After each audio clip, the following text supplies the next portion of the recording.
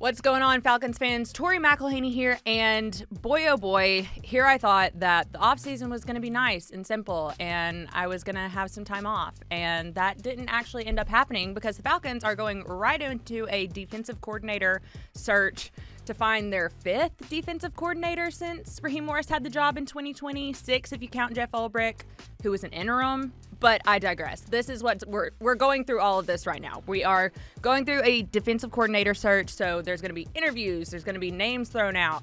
And before we really get into all of this, I wanted to kind of level set a little bit, and let's talk through some of the top candidates, at least that I see as being options. Now, I'll say this.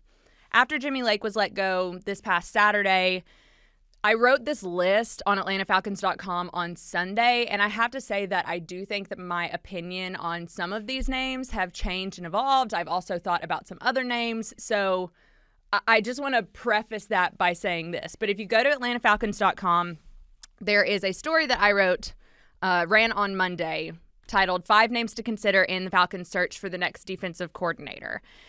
Now, none of these are approved. None of these are reported. These are all just from my brain. So take that with a grain of salt. Take with it what you will. But we're going to go through these names really quickly. So first things first, Steve Wilks. This is a guy who has had a lot of experience as a head coach and also a coordinator. Some of his resume highlights include being the Carolina Panthers defensive backs coach, assistant head coach, and defensive back coach from 2012 to 2016, the assistant head coach and defensive coordinator in 2017. He was the Arizona Cardinals head coach in 2018 before returning back to the Panthers to be their pass game coordinator and secondary coach before spending the final 6 games of the 2022 season as the interim head coach.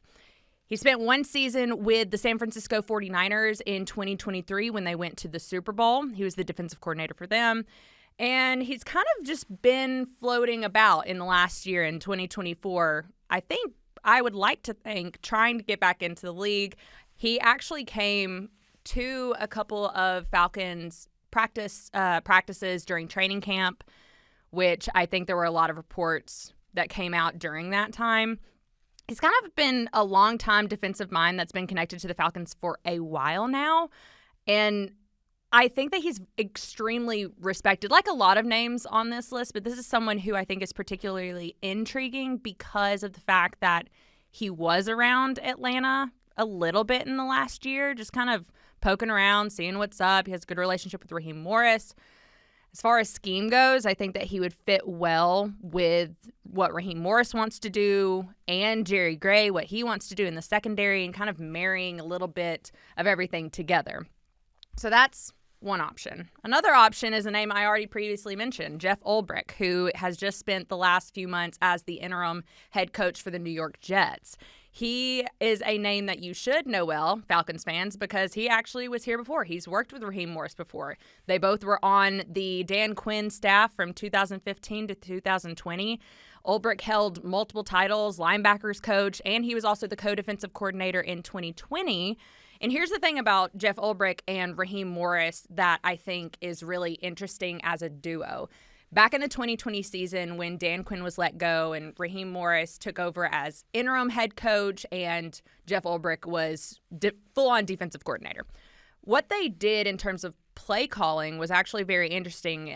Jeff Ulbrich would take the early downs, first and second downs. He would game plan and call for those, while Raheem Morris was late down, third down. So I really like the idea of that partnership continuing. Raheem Morris has talked extensively about Jeff Ulbrich, even this past season, about being somebody that he liked working with, really respected. And I think that matters in the grand scheme of changes that you're trying to make within your own defensive staff. However, the one question that I have about Jeff Ulbrich in bringing him essentially back to work with Raheem Morris is whether or not that's history repeating itself and you going back to something that, let's be honest, didn't really work the first time around. There's a reason why the Falcons parted ways with Dan Quinn and Thomas Dimitroff when they did. And there's a lot of things that can be said about the defenses that the Falcons put out in the Matt Ryan era. So I think that if I had a pause about that, it would be kind of just the idea of you're doing something again. When I think there are a lot of options out in this market that for defensive coordinators that could be different and add a different layer to something that we have seen the Falcons do in the last 5, 6, 7 years. But I do think that because of Jeff Ulbrich's connection with Raheem Morris, we should put him on the list. So moving forward, this is someone who I think is a bit, I don't know. I go back and forth on this one. It's Brandon Staley, who is right now the assistant head coach for the San Francisco 49ers. Everybody probably knows him best, though, for being the Los Angeles Chargers head coach from 2021 to 2023. He was the defensive coordinator for the Los Angeles Rams in 2020 before Raheem Morris took that job with Sean McVay. So this is someone who comes from kind of that McVay tree that Raheem Morris has been very, very connected to over the course of the last few years since his first stint in Atlanta ended. I think what I'm really curious about with Brandon Staley as an assistant head coach to the 49ers, is that a lateral move to go from being an assistant head coach to a defensive coordinator? I would assume that Brandon Staley, considering where he is in his career, would want more nods at a head coach opportunity. Does he need to go back to the play calling sheet and kind of show his repertoire as a play caller, as a defensive coordinator, as someone who's leading specifically a unit? And I think like that's something that is weighing in my head as to what his next move could be. And is the Falcons and what the Falcons are doing defensively.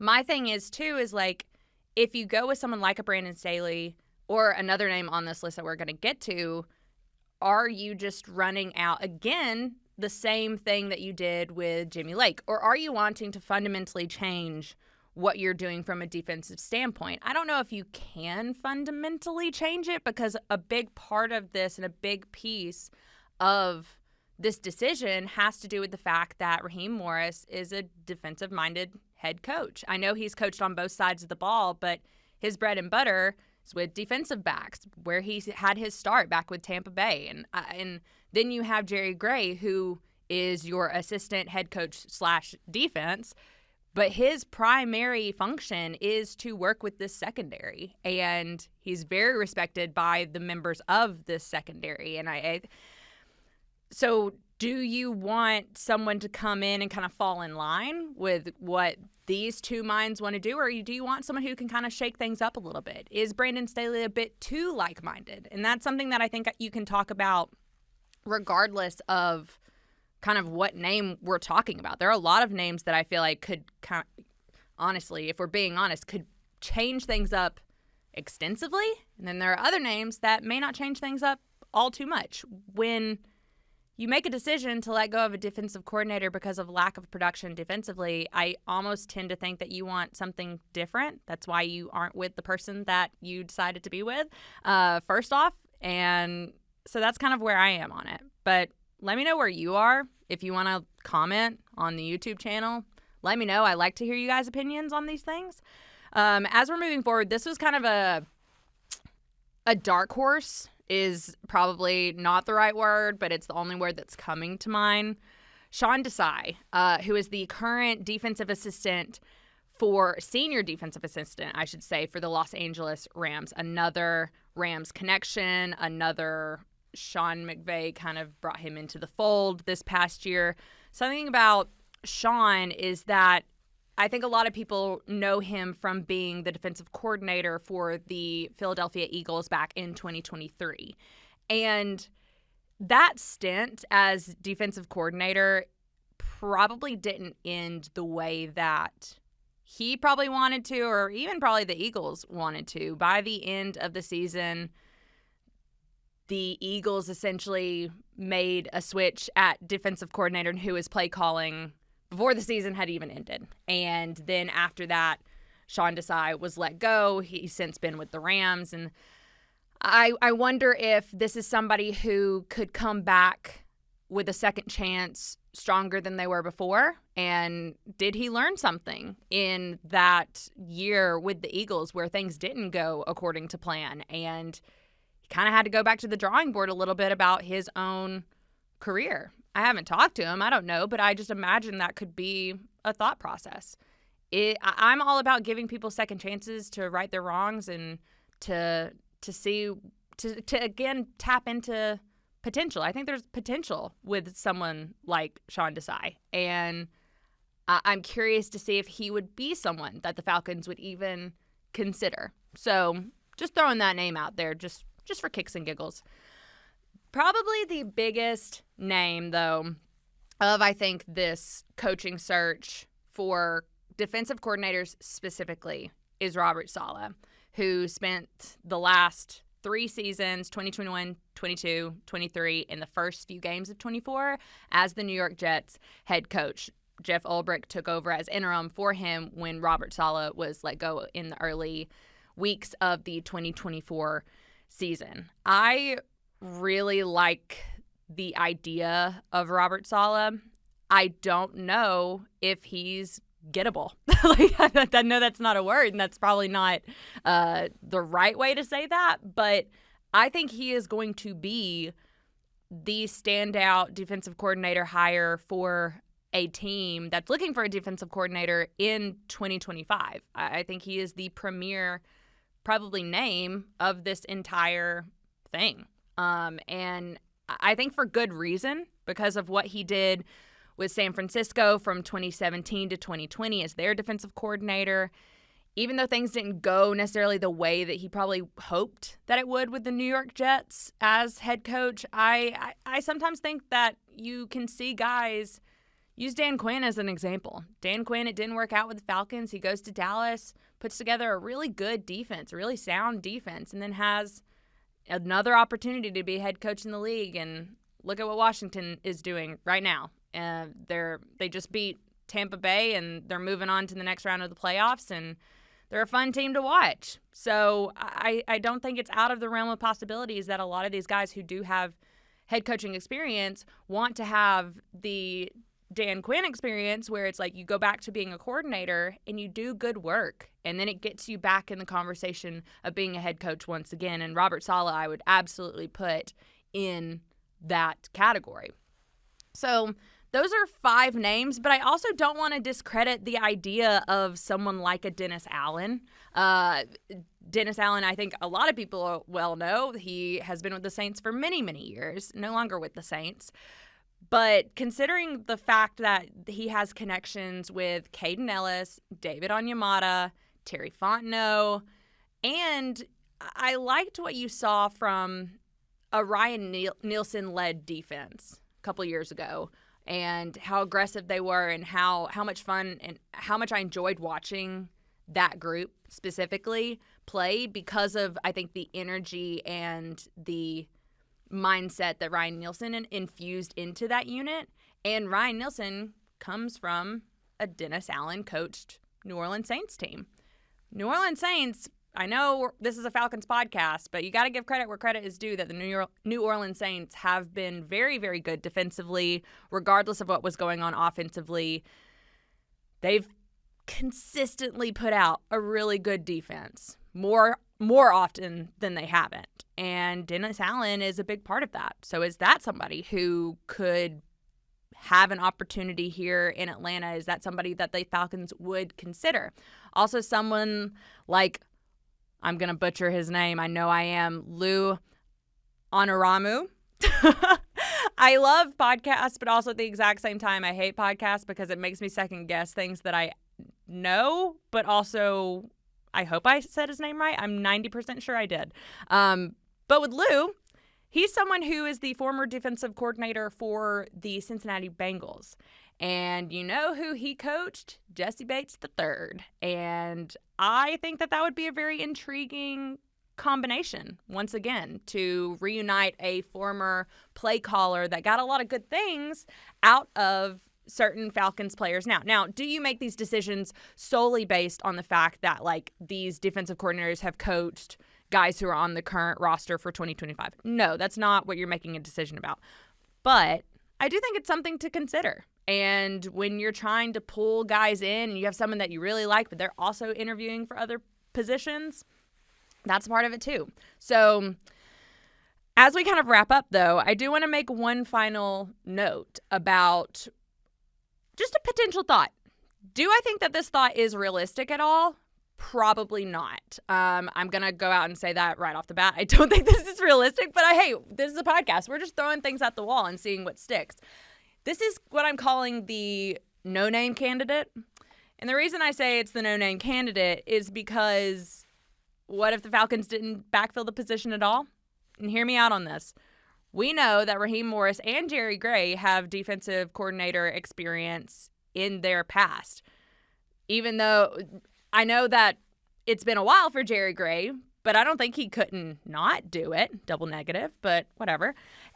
I think that it's really interesting because there's a lot of knowledge between the two. And as the Falcons are entering into the search for their next defensive coordinator, I have to imagine, going back to what I was saying earlier, that the opinions of Raheem Morris and Jerry Gray and how they could meld and mesh their thought process and their scheme and their goals into what a defensive coordinator wants to do is going to be paramount in this search, because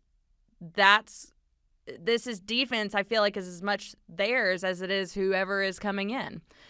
Now, the reason why I don't think that this is a realistic option is because of something that Raheem Morris said very, very early on. I think it was actually in his introductory press conference when he was first hired last January, where he made the comment about like wanting to empower his coordinators to make their decisions for their unit. And he can kind of be this like 5,000-foot view. Come to me, I'll check things off. Let's make sure that everything's working according to plan. Like, I'll make some tweaks where I need to. But basically, Raheem Morris being the figurehead and being very focused on game management, clock management, that kind of stuff, where he's not being pulled in different directions to have to play call for the defense, for example. I don't believe him. It's only been a year, but I believe it to be the case that he still foresees his role as head coach with the Atlanta Falcons in that same realm and in that same thought process, which kind of makes him like the CEO. And then you have your VPs who are specializing in one part and one unit of the business. And I think that is going to continue to be the case with this hire. And I don't foresee that changing. But again, I just wanted to throw something out there just to get your wheels going a little bit, even if nothing else, to show you that there is a lot of opinions. There are a lot of opinions that are going to matter within the realm of this coaching search and who the Falcons could ultimately go after. So I know I've been talking for a very long time. I fear my coffee is getting really cold, and I haven't had coffee today, and I really, really need it. So I'm going to just put a pause on this conversation for right now. There is so much that is going to come out probably in the next couple of weeks. There's always going to be reports about people coming in to interview, and the Atlanta Falcons editorial team and video team and our entire digital team is going to be on top of that from start to finish. And we will have a defensive coordinator tracker up on atlantafalcons.com very, very soon. It will include aggregated reports from reporters across the league about who the Falcons are targeting, who they're looking to interview. We'll be doing some analysis, some film study of some of these guys coming in and what their strengths and weaknesses are. And then hopefully in a couple weeks, if not sooner than that, there's a decision made and we'll be welcoming in a new defensive coordinator to the Atlanta Falcons fold. So all of that to say, make sure you're following along to atlantafalcons.com, the Atlanta Falcons Podcast Network. You can follow me on Twitter at Tori_McElhaney. Again, so much for an offseason, you guys. This is what now, my 4th or 5th offseason for covering the Falcons, and they've never not been busy. So I don't know why I thought anything different, but I digress. You guys enjoy the rest of your day, and we will be talking very soon.